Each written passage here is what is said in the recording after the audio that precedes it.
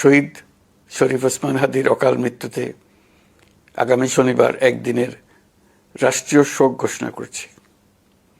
এই উপলক্ষে শনিবার দেশের সব সরকারি, আধা সরকারি, স্বায়ত্তশাসিত প্রতিষ্ঠান, শিক্ষা প্রতিষ্ঠান সহ সরকারি বেসরকারি ভবন এবং বিদেশে বাংলাদেশ মিশনগুলোতে জাতীয় পতাকা অর্ধনমিত থাকবে।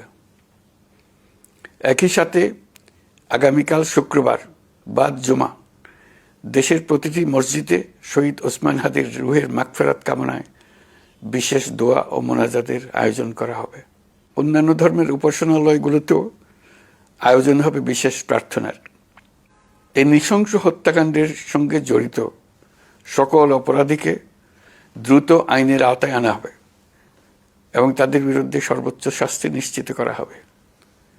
এই বিষয়ে কোনো ধরনের শৈথিল্য দেখানো হবে না। এই শোকের মুহূর্তে আসুন আমরা শহীদ শরীফ ওসমান হাদির আদর্শ ও ত্যাগকে শক্তিতে পরিণত করি, ধৈর্য ধারণ করি, অপপ্রচার ও গুজবে কান না দিই এবং যে কোনো হঠকারী সিদ্ধান্ত থেকে বিরত থাকি।